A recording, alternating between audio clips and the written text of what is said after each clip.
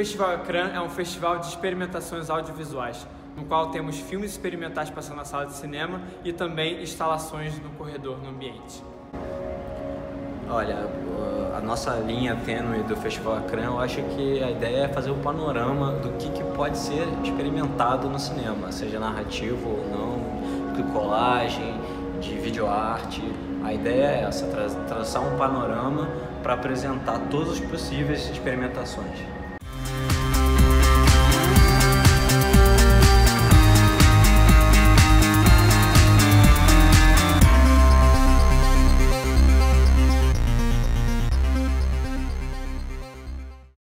Todos nesse debate, que eu acho que é bem importante para o festival.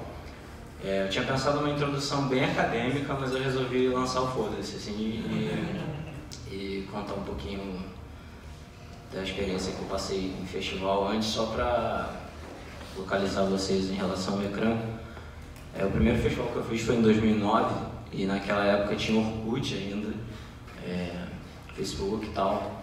Mas se você não tivesse um representante nos festivais, tipo Cannes, Berlim ou coisa do tipo, você tinha que receber os filmes em DVD. E aí as pessoas escreviam os filmes em DVD e você assistia o filme no DVD, o pessoal da programação se encontrava, assistia porque não tinha como passar os arquivos. E aí fazia uma reunião, escolhia os filmes e tal. E para devolver, e a mesma coisa, depois você escolhia os filmes, eles mandavam o DCP, e assim, ou 35, porque ainda passava filme 35. E depois disso, tinha que devolver as cópias. Então era um processo bem mais trabalhoso e demorado também, porque até chegar o DVD, até você assistir o filme, você escolher, você entrar em contato, negociar e tal, era um processo muito mais demorado. E isso tem 9 anos. Então, quer dizer, não passou muito tempo, mas já parece algo muito obsoleto. E o Ecrã foi feito basicamente todo pela internet. Então, a gente escolheu os filmes por inscrição ou por contato, a gente assistiu o filme na hora, a pessoa mandava o link, a gente assistia. Quem a gente conhecia, a gente mandava e-mail e respondia na hora, já mandava o arquivo e falava, então, vou mandar o filme para você baixar em alta. Baixava o arquivo, passava aqui, ver se estava tudo certinho. Se tivesse que legendar, legendava. Tradução também, mandava o arquivo em Word, traduzia. E tá aqui, vocês viram, assim, não sei se alguém achou alguma qualidade ruim, mas eu acho que tá aceitável, né? E pensando nisso, eu imagino que a forma de fazer filmes também mudou. Você hoje pode fazer filme de celular, você tem a internet aí à disposição, com uma gama muito grande de imagens feitas por outras pessoas, que você pode montar e fazer um novo filme a partir disso. E sem contar o que se pensava antes como cinema experimental, aquela coisa de montagem, de colagem, de experimentação visual ali, bem básica. A gente tentou fazer um panorama meio... quase um acidente, cara, com essa curadoria, assim, tipo, um pouquinho de cada e passar esses filmes meio espalhados para não ficar uma coisa muito maçante também para vocês. E com isso, acho que dá para dar um start para a gente poder discutir o que se chama de cinema experimental hoje, né? Na época de internet, de câmeras digitais, de celulares, enfim. Mas vocês não estão aqui para me ouvir, vocês estão aqui para ouvir o Felipe e a Camila, então eu gostaria de chamá-los aqui. Quem me conhece sabe que eu não gosto muito de classificações, né? Assim, de um modo geral, eu não gosto muito de termos de classificação, então eu não gosto muito de falar documentário, não gosto muito de falar experimental, beleza, assim, fronteira do experimental. Então, que para mim, eu sempre penso assim, né, tem luz sobre lugares e pessoas, então você tem filme, né? Então, para mim, é filme pronto. Mas assim, mas tem evidentemente determinados tipos de filme que a gente pensa mais nessa ideia de experimental. Eu acho que a seleção, pelo que eu vi aqui ontem e hoje, e pelo que eu conheço dos outros filmes que estão passando, ela é bem interessante nesse sentido, bem representativa, como o Pedro estava falando. E como eu pensei assim, assim, eu acho que a gente pega algumas questões interessantes para a gente pensar o que a gente tem em mente quando a gente fala de experimental hoje, né? Primeira coisa que me vem à mente para falar é, pegando um pouco o que o Pedro mesmo destacou agora há pouco, a questão do digital, né? Porque bem ou mal o digital é esse ponto de ruptura, né, do cinema como um todo, seja da grande produção, seja do pequeno filme. Você tem esse momento aí no começo dos anos 2000 onde o digital começa a penetrar a realização do cinema e de uma maneira que eu acho que transforma completamente como a gente faz filmes. Inclusive, eu falo que, vendo assim o meu lado como crítico de cinema, é algo que eu acho que a gente até hoje não deu propriamente conta de pensar como que o imaginário visual se transformou a partir dessa imagem digital substituindo a película. Então, eu me lembro, só que ao mesmo tempo isso é feito geralmente quando a gente discute isso ou de uma maneira super positiva, né? Olha que maravilha, olha quantos filmes estão sendo feitos, os meninos aqui, por exemplo, o João Pedro fez o filme outro dia, colocou na internet e todo mundo vê, né? Então assim, olha como é fácil isso agora digital. Eu me lembro quando eu estava na faculdade, acho que eu sou da última turma mais ou menos que fez faculdade de cinema, onde você não trabalhava só com película, né? E assim, então era uma dificuldade para você filmar, você fazia tipo 2 anos do curso da faculdade de cinema sem ter conseguido dirigir nada, porque literalmente você dependia daquelas pontas de filme que a faculdade liberava, e ela liberava tipo um rolo para a turma no semestre todo, e ficava aquelas 20 pessoas em cima do professor para ver quem que ia conseguir ficar com 5, 6 minutos de material, né? Hoje eu pensei, não, que maravilha, todo mundo consegue fazer o filme. Isso é um lado da discussão do digital, meio inevitável, e o outro lado que eu falo que acontece ao mesmo tempo é aquele decadentismo completo, né? Não, o digital acabou com todos os padrões, acabou com toda a imagem e virou isso nada. Eu acho assim que esses dois extremos, vamos assim dizer, existe um pouco de verdade nas duas coisas e ao mesmo tempo ambas são meio que falseamentos da questão para mim. Então assim, acho que a gente precisa fazer um pouco mais, aproximar um pouco mais essas duas reações opostas e notar como você vai ter um pouco dessas duas coisas. Uma coisa que eu me lembro sempre do Fábio Andrade, que foi meu co-editor na Cinética, né? Ele comenta que ano passado ele foi numa sessão lá em Nova York, onde ele está morando, 2 filmes do James Benning, que está aqui na mostra com 2 filmes também, né? E teve lá perguntas e respostas depois, cineasta veterano, e mandou para ele, né? Meio aquela pergunta que você já viu que está sendo levantada para o cara acordar para ele falar mal do digital, né? E aí o James Benning falou, não, digital é a melhor coisa que já aconteceu para mim.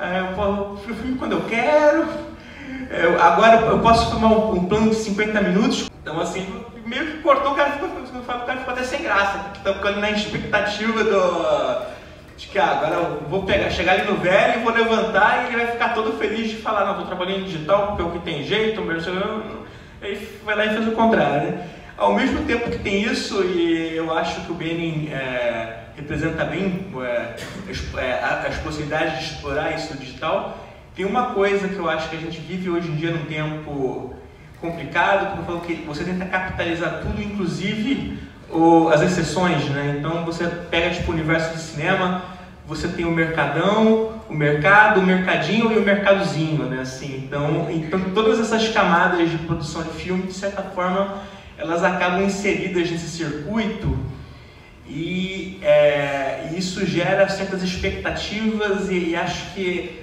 uma formatação muito fechada às vezes, assim,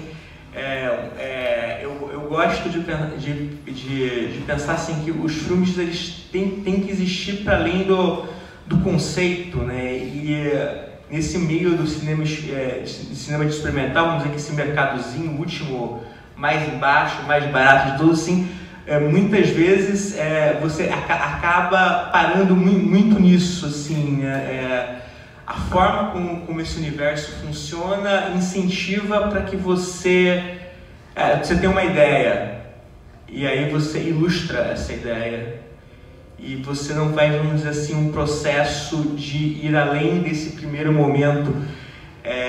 Eu gosto, como eu comecei falando com vocês justamente de como que eu não gosto de classificações, né?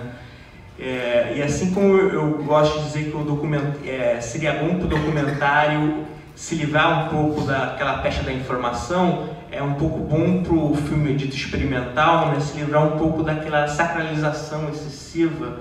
Você cria aquela ideia de que parece que é quase um universo à parte, você vai ver aquilo quase com um cerimonial, aqui agora eu vou ver um filme experimental, aquela coisa toda assim.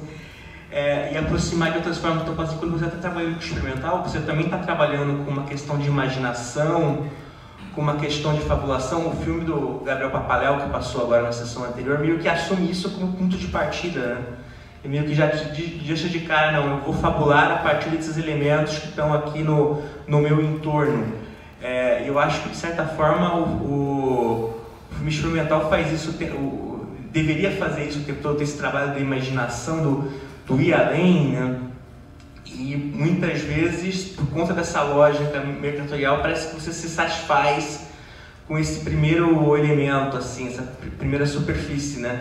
Eu acho que tem dois filmes que eu vi aqui no ecrã, entre ontem e hoje, que eu acho que mostram bem isso, de certa maneira, de formas bem diferentes cada um deles, que é o Sleep Has Her House, que passou mais cedo e hoje, e o Equinócio de Primavera do Benin, que passou ontem. Cada um à sua maneira meio que fazem esses movimentos. Tem uma expressão do Bressani que eu gosto muito, que eu acho que se aplica ao cinema como um todo, mas que se aplica especialmente àquilo que a gente costuma pensar como filme experimental, né? Quando ele diz que cinema é música da luz, né?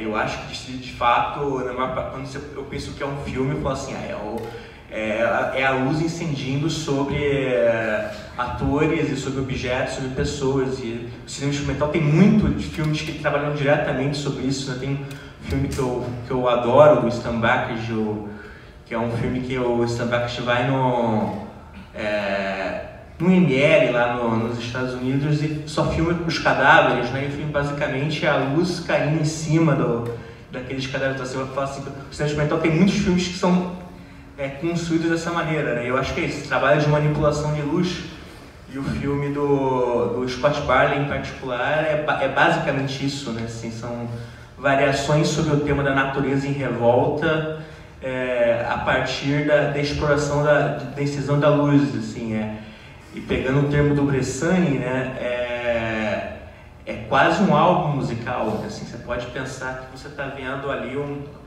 uma coleção de canções visuais unidas por essa ideia inicial. Eu acho que é justamente isso, porque ele podia simplesmente ter essa ideia e bater nesse mesmo ponto da mesma maneira durante 1h30, mas ela vai sempre avançando e recuando e buscando caminhos diferenciados, que complicam cada vez mais esse conceito. Aí, por exemplo, lá pelos 2 terços do filme, ele faz uma cena inteira com o cavalo e aquela entrada do mundo animal no meio daquela construção que até aquele momento era só de paisagem, né? Assim, então eu acho que é um filme que meio que trabalha bem com essa ideia que eu penso, justamente de você poder usar a imaginação na fabulação, e o filme do Benin meio que faz isso também por outra maneira, porque é uma coisa bem mais americana ali, porque ele tem uma precisão quase matemática da maneira como ele vai construindo o filme, mas ao mesmo tempo ele vai manipulando os elementos a partir daí. Ontem eu estava conversando com o Pedro na saída e o Pedro mencionou que o filme era quase um faroeste, sem cavalo e sem cowboy, mas mais uma espécie de faroeste. Eu acho que era meio isso mesmo.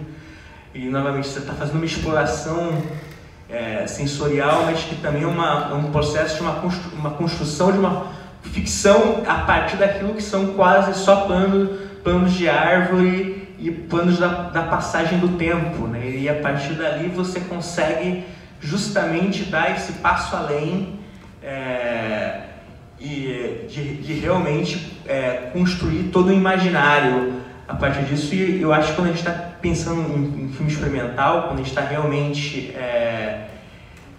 buscando esse diferencial, acho que é um pouco você poder se perder nesses imaginários dessa maneira. Acho que só para iniciar, acho que passar aí para a Camila então agora. Em primeiro lugar, também gostaria de agradecer o convite de estar participando dessa mesa.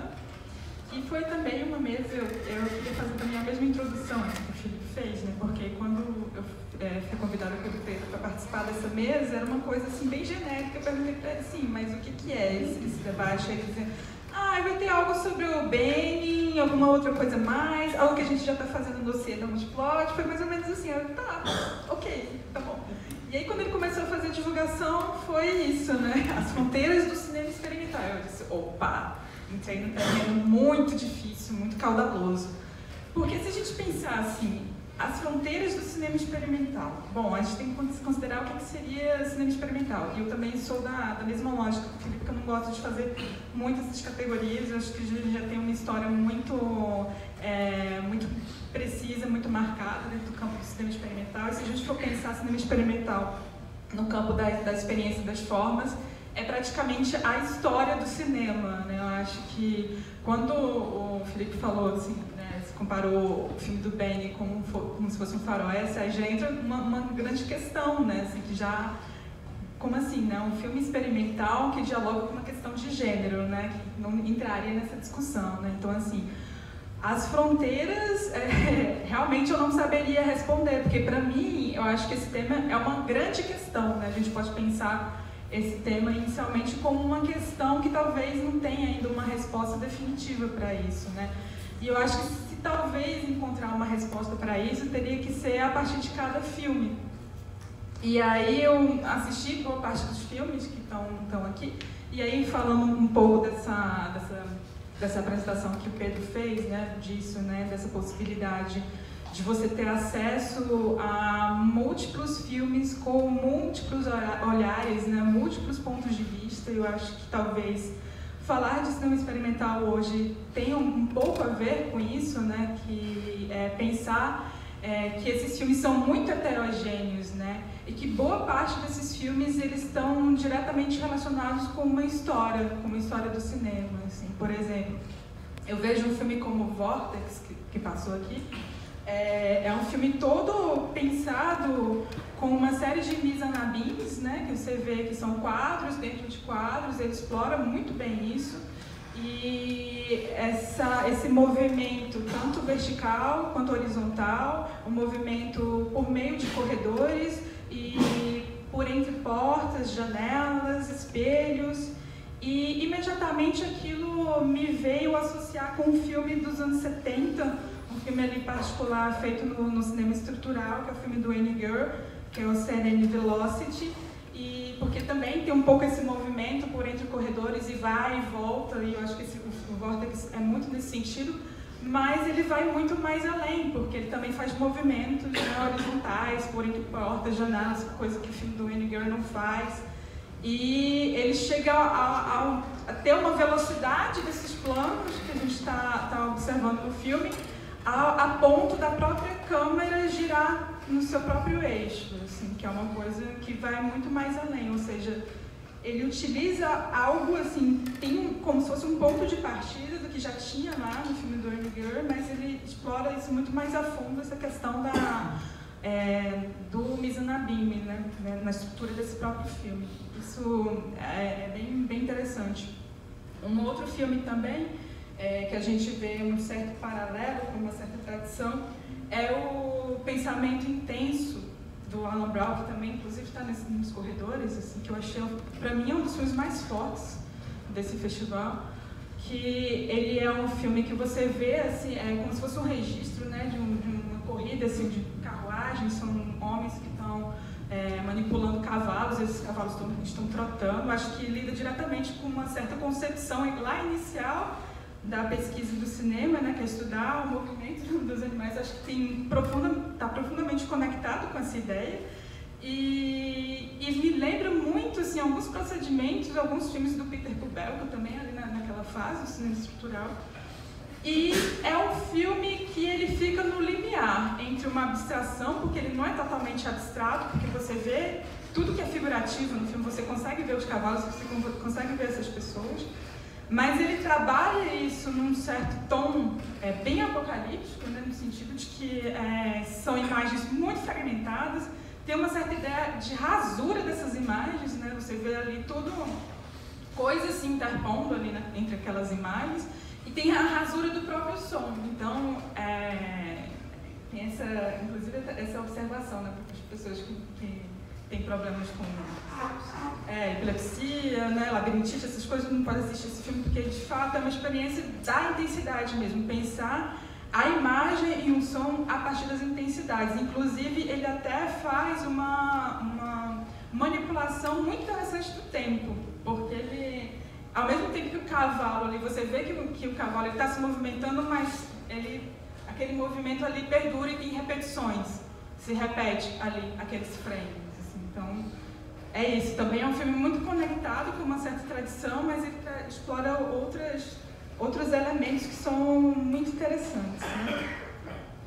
E aí, por exemplo, você vai ver um filme como Por Dentro, que é também esse filme experimental, mas que está um pouco mais conectado, talvez, com um jogo mais ficcional, vamos dizer assim.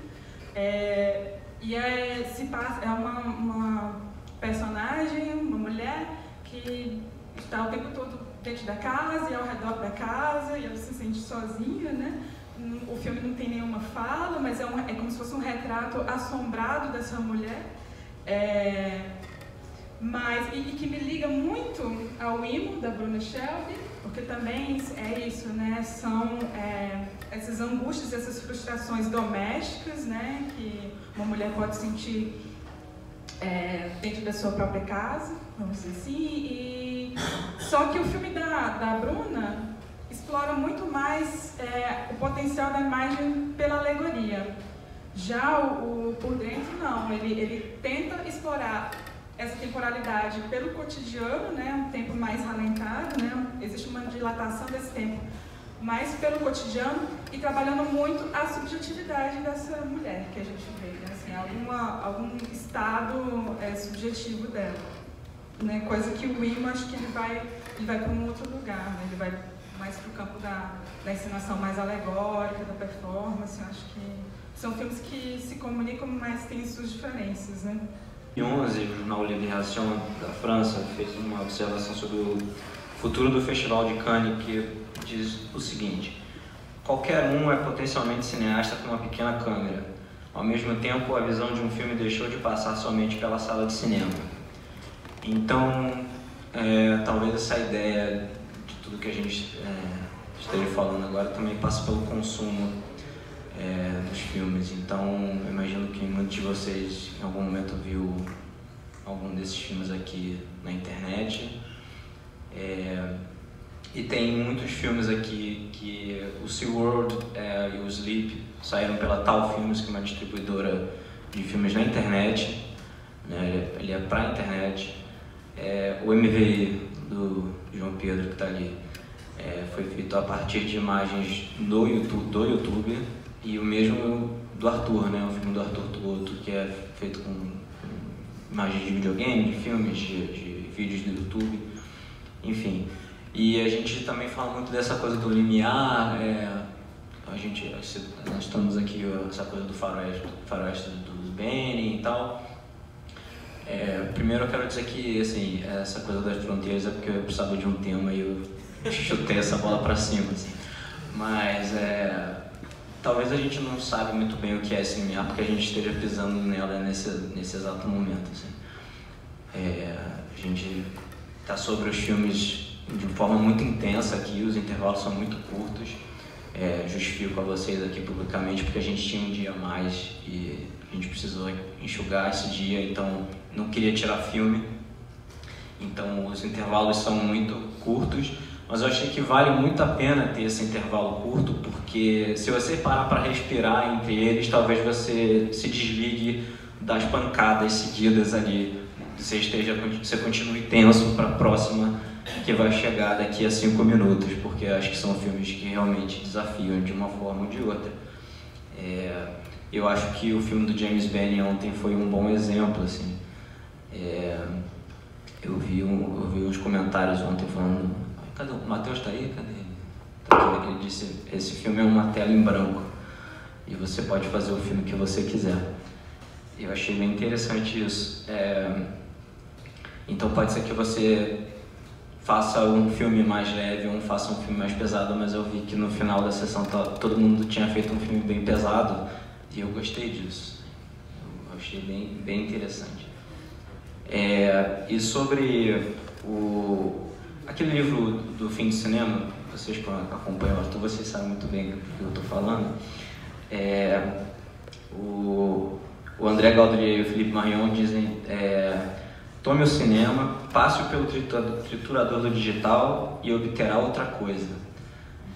Então, aí a gente já começa a pensar se a gente está vendo filme, se a gente está vendo uma colagem moderna, digamos assim.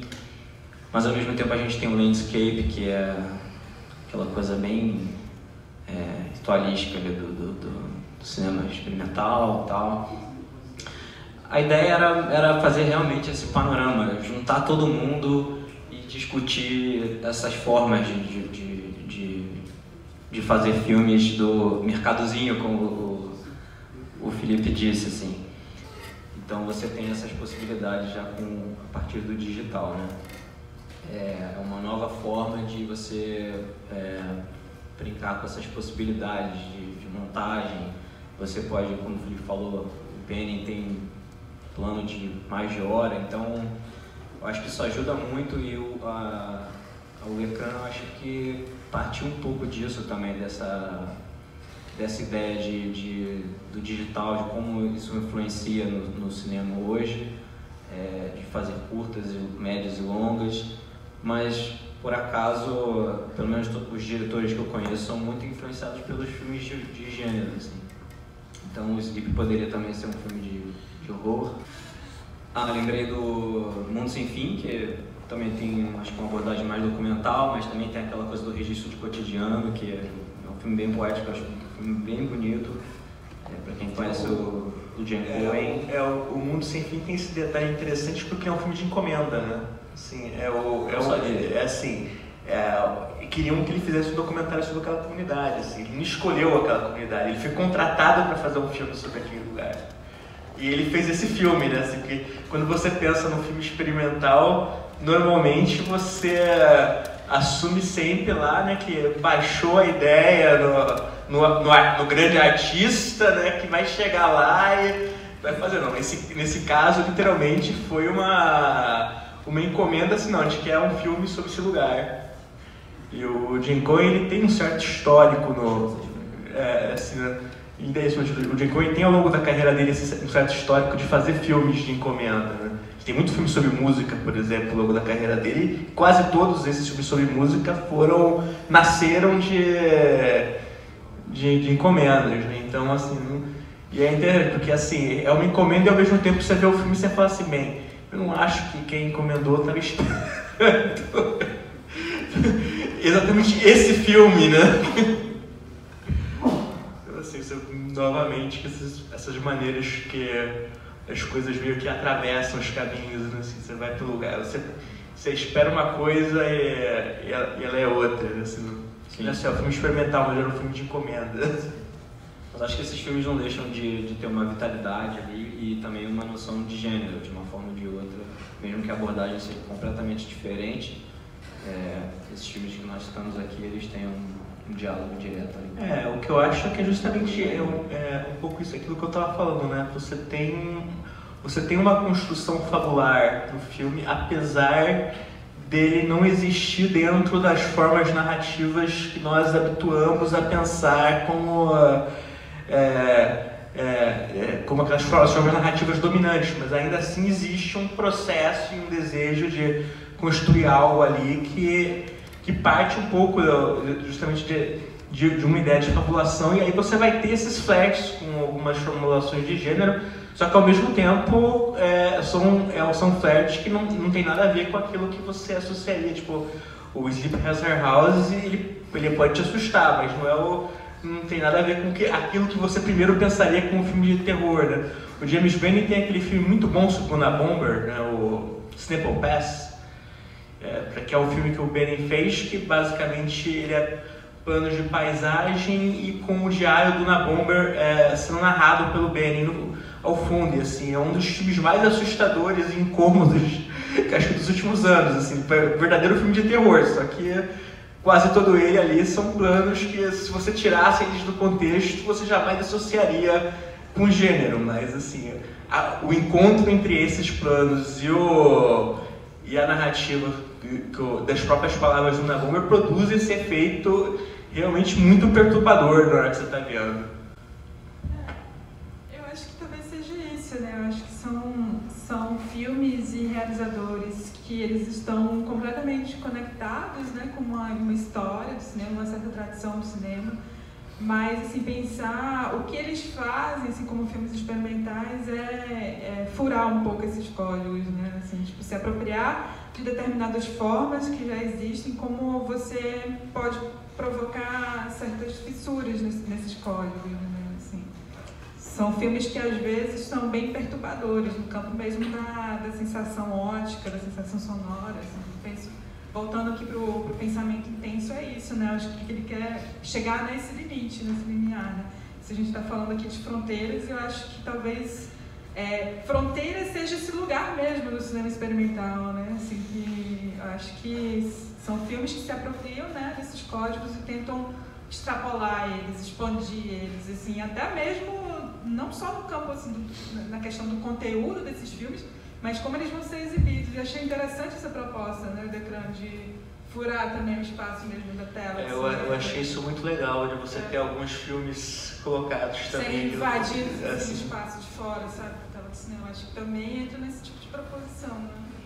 Eu acho que realmente hoje em dia você tem isso dos filmes circularem em todos esses espaços, né, e acabarem se misturando um pouco, né, e da forma como a gente mesmo recebe eles, voltando pro filme do Scott Barley, é um filme que eu tinha assistido no vídeo em casa 1 ano e meio atrás, né, então ver ele hoje assim foi uma outra experiência, sobretudo pela parte do som, porque por mais que você chegue em casa, assista o filme no quarto escuro, com o fone de ouvido caro que você tem, assim, o processo de imersão é diferente do processo de imersão da sala de cinema, e o som em particular nunca vai ser a mesma, assim, melhor que você tenha um puta fone de ouvido em casa para assistir na hora que você conecta ali, não tem o mesmo efeito do som espalhando aqui num espaço como esse, assim, né? Então, eu acho que isso vai para essas diferenças de espaço para os filmes. É sempre uma coisa interessante, porque você assistir os curtas lá fora é diferente de você assistir os curtas aqui. Eu lembro de uns 3 anos atrás, eu estava aqui no Rio na Semana dos Realizadores, aí na semana eles têm sempre aquele formato que você tem os debates juntos, e você passa o curta, você faz o debate, e aí você passa o curta seguinte, faz outro debate, depois passa o longa, né? Eu lembro que tinha um curta do Pablo Lobato, eu lembro que na hora que o filme passou, terminou, ele pegou o microfone, a primeira coisa que ele disse: gente, eu só quero pedir desculpas para vocês porque eu fiz isso aqui para a galeria. E eu vendo agora aqui na sala de cinema, eu fiquei pensando comigo mesmo, assim, não sei se aqui era o melhor lugar para vocês verem. Então, assim, eu lembro, essa história sempre ficou comigo, porque por causa disso, que você destaca como essa diferença dos espaços, né? Porque, não, gente, aqui assim, primeiro de mais nada, assim, originalmente era para passar na galeria lá fora. Isso aconteceu também com a gente. Tem 2 filmes da Dana, que é o Catálogo 1 e o 6, e acho que é o Solo, que é com 9 telas, que tá lá. O Daniel, que criou essas instalações, o outro curador do festival, ele, trocando e-mail ali com os realizadores, ele falou: o seu filme foi um dos escolhidos para ter uma instalação no festival e tal, e eles responderam: poxa, obrigado, porque o meu filme era para passar em galeria mesmo, meu filme é uma instalação. Eu acho que o Solo em particular faz mais sentido você parar na frente ali da instalação e ficar vendo ele do que assistir na sala. Vendo o filme ontem eu pensei nisso e eu não tinha percebido que ele estava lá fora. Hoje que eu vi que ele estava, eu falei assim, esse filme, eu acho que você ficar parada aí um tempo e acompanhando um pouco cada uma das telas, assim, faz mais sentido do que a experiência de ver ele na sala de cinema. Tem que se considerar também que esse espaço do corredor é um espaço dispersivo, né? Que esses sons interferem um no outro, né? Eu fiquei pensando um pouco nisso, assim, esse caráter assim, do cinema experimental, assim, que às vezes a percepção do espectador está muito à revelia do que o diretor quer, né? Por exemplo, uma experiência muito interessante foi ver a projeção do Noite, da Paula Gaetan, lá em Tiradentes.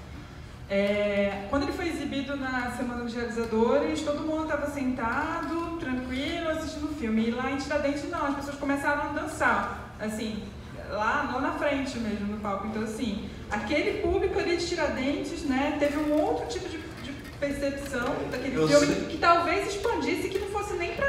Não, eu sei que a Paula ficou felicíssima, porque segundo ela o filme era pra ser meio um filme de festa. Isso, exatamente. Eu até conversei com a Paula depois no dia seguinte, falando um pouco sobre isso. Ela disse, Paula, eu falei pra ela, você tem que começar a pensar o seu filme diferente do que você já começou a exibir. Abriu uma pista de dança. Abre uma pista de dança. Ela, será mesmo? Ela ficou meio em dúvida, assim, mas é isso, assim, muitas vezes, dependendo de cada público, da forma como se percebe de maneiras diferentes, isso vai começar a provocar no próprio diretor uma forma diferente dele exibir seu filme. Porque realmente eu acho que contextos de efeitos de exibição tem esses efeitos, né? Eu lembro, uma vez eu estava tomando uma cerveja com o Marco Dutra e ele comentou da primeira exibição dele da Juliana do Trabalhar Cansa em Cannes. Ele falou que ele ficou agoniado, os dois ficaram agoniados, porque todo mundo assistiu o filme em Cannes sério, parado, e tinha uma voz, assim, ele falou assim, aí quando a gente passou o filme em Paulínia, as pessoas riam e eu finalmente fiquei mais aliviado. Isso no filme narrativo, né? Assim, no filme experimental, eu acho que isso vem em dobro, porque você como espectador acaba se projetando tanto no que está acontecendo na tela, assim, que essas diferenças de reação, eu acho que elas ficam mais marcantes mesmo, assim, né? Alguém já tinha me descrito isso do filme da Paula também, de ter visto o filme na semana e depois ver o filme em Tiradentes e ter as duas reações, e ter essas duas reações, assim, e realmente imagino que são duas experiências de ver um filme completamente diferentes uma da outra, porque você assistir com as pessoas empolgadas e entrando na coisa toda do passeio pela noite ali, é bem diferente de todo mundo estar ali sentado, respeitoso, acompanhando suas imagens, né? E teve outra particularidade que em Tiradentes foi meia-noite, né, a sessão. Então, assim, a galera já tinha visto muitos filmes, já estava predisposta a ter realmente uma festa. Mas uma observação aqui também sobre a carreira desses filmes, os grandes, eles podem passar no festival e depois vão para o circuito, e do circuito eles vão pro vídeo on demand e enfim, vão pro torrent. E esses filmes, eu acho que o segundo passo deles já é a internet, né? Já é o link do Vimeo, já é o torrent, já é jogar o filme de graça no YouTube, porque você sabe que é o melhor jeito de alcançar as pessoas. E eu acho que também precisava de um evento, sem modéstia à parte, enfim. Precisa de mais eventos como o Ecrã, ou a Semana, ou Fronteiras, que juntem filmes assim, que o segundo passo deles seja o festival. Assim, você tem o festival maior, o médio, ali, o Locarno, que seja, e depois você tem um outro passo que é um festival menor, sabe? E antes de cair no YouTube, antes de cair no torrent, antes de cair na internet, eu pensei muito nisso com o Daniel na época, assim, porque tinha um gap gigantesco, assim, quando você via um filme, esse filme não passou no Festival do Rio, esse filme não passou no festival tal.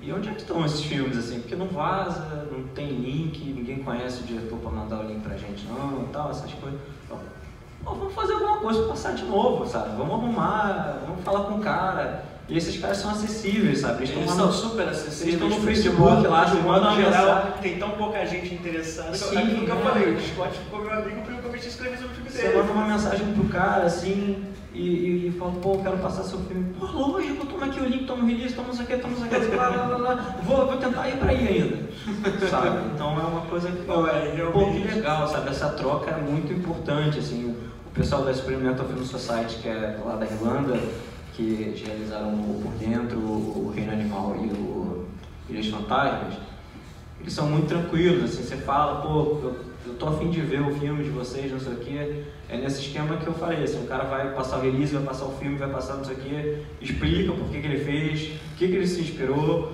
e não sei o quê, sabe? Quer um diálogo com você, quer abrir, não é uma coisa protocolar, assim, tipo, tô escrevendo meu filme no festival, toma aí, assim, se aceitou é ótimo, se não aceitou, o problema é seu. É mais uma coisa de você transformar isso em imagem mesmo, você realizar a coisa, sabe? Passar o filme aqui mesmo, sair dessa discussão só da internet, você ver o filme no seu computador, na sua TV, você ter a possibilidade de uma imersão completa ou melhor. Venha ao Festival Ecrã, até domingo, dia 22. Não percam o Equinócio de Outono e o Equinócio de Primavera do James Benning, um dos grandes diretores de cinema experimental. É o Mar Lamar, o vencedor do Olhar de Cinema, está passando aqui no Rio pela primeira vez. E o Ilhas Fantasmas do Uzbek Rashid, que é o último filme do festival.